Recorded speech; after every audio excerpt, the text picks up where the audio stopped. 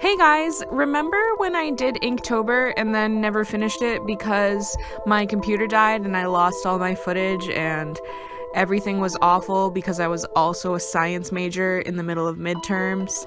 Yeah, I thought it would be good to start up again.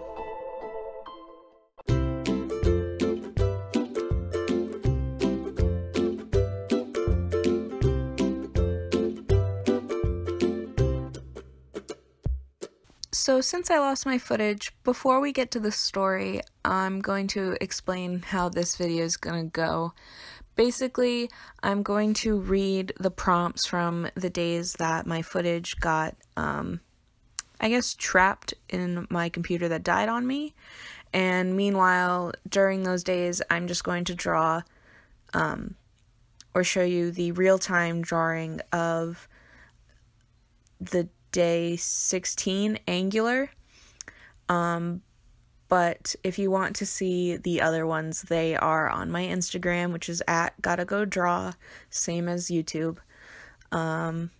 Otherwise, let's get into the story again. Amos tied his boat to a small dock, collected Evelyn, and called Finn out of the boat. "So we gotta see where that star fell," Amos said. He looked about town. At such a late hour, very few people were out and about. The ones that were, he noticed, all seemed to be looking towards the castle. "Excuse me, sir, what's going on?" Amos asked a particularly interested passerby. "Are you blind? A star has fallen in the castle courtyard. We're waiting for the announcement." Announcement? Yes, the announcement. The king announces everything that goes on in the kingdom and what we are to do about it. Here he is now.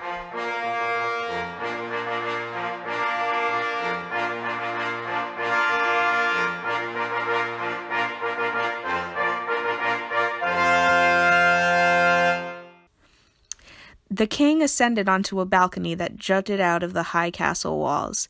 "Hear ye, my citizens! What you have seen is nothing more than a show for your amusement." Thank you, thank you. "I had my talented artists, yes, put one on for you.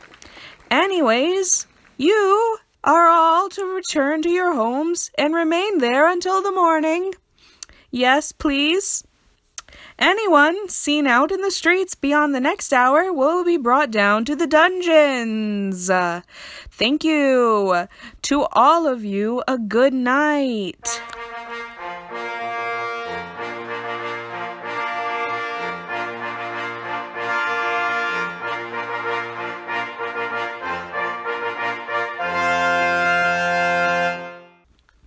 And the king left the balcony. As Amos turned to ask the passerby, or comment, before he could even utter a word, the man was off running. "Hey, wait!" But the man was gone. Finnegan tilted his head in confusion. "What do you make of it, Finn?" Amos asked. They began walking down the street, noticing the general scramble of citizens heading for their homes. "Watch it!" a man bumped into him. Amos looked back at the rude man, and Finnegan growled at him. Evelyn in her basket was beginning to get restless. She clucked and struggled, wanting to stretch her wings and walk about. Amos, ever attentive, untied the baker's twine and helped her gently out of the basket. "Here you are, dear. Stay close by. It seems the city is going to be guarded," Amos noted, as a few soldiers made their way into the square. The castle walls rose on just the other side. "What do you make of that announcement?" "The star was no show. It began over our forest in the mountains, and I don't know any showman that can create that. I better find out where the star is now before the hour's up." "Where is that courtyard?" As Amos looked at the castle, he noticed it had one very tall tower with a great ornate clock face. It took up the entire front and was lit by torches all around so that it could be clearly read. Amos observed that it was now reading only minutes before the king's appointed curfew. But as the town grew dark and quiet, Amos saw something else. Beyond the castle walls, there was something glowing, and it shone against the tower. "How much do you want to bet that they've got the star back there?" Amos asked. Evelyn nodded in agreement and hopped down from her position on Finn's back. Where are you off to? Evelyn quickly crossed the square, unassuming and blending in quite well, seeing as she was a chicken. She seemed to be looking for a way into the castle. That man had said the star was in the courtyard, and then with the glowing on the clock, it seemed as good a bet as any that that was the star. Amos and Finn watched from a dark alleyway, keeping out of view from passing guards who paid no mind to Evelyn. Finn, as if realizing he would not be subject to the guards' attention, being a dog, bounded after Evelyn as well. She seemed to be on a trail, and Finnegan was, if anything, quite nosy. Checking for guards, Amos followed too, keeping to shadows and staying quiet. Above them, the clock struck midnight.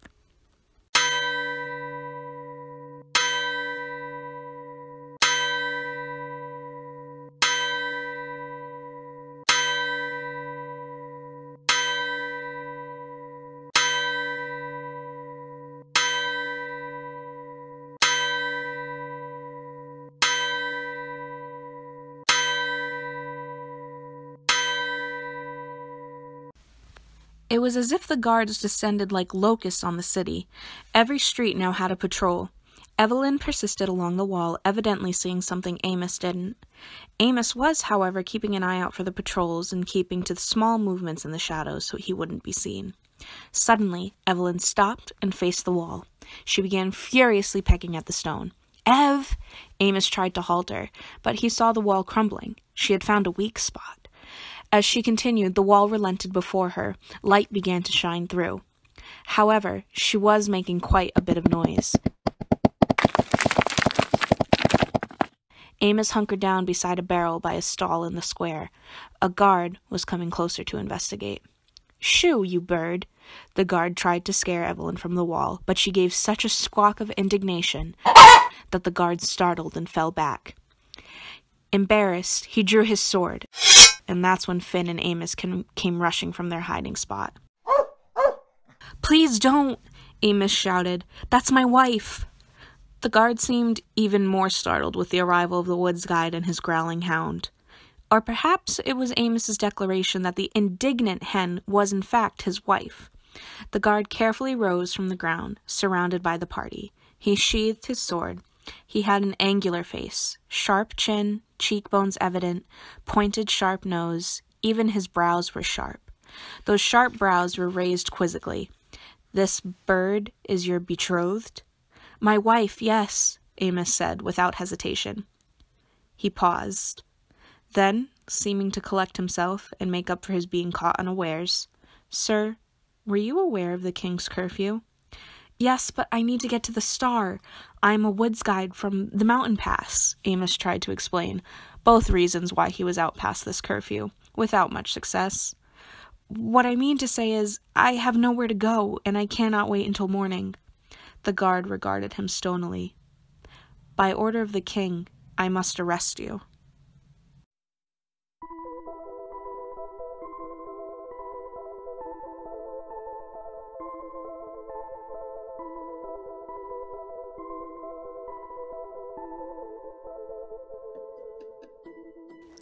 Thank you guys so much for tuning back in. I'm not going to be making any promises about when the next one is coming, but I am planning on finishing this before the next Inktober. It just all has to do with school. I hope you guys enjoy it. If you like this, give this video a like and a thumbs up. I really appreciate it. It really helps me out. And if you want to see more, subscribe to my channel and check out my other videos. Thanks. I will see you later, guys. Bye.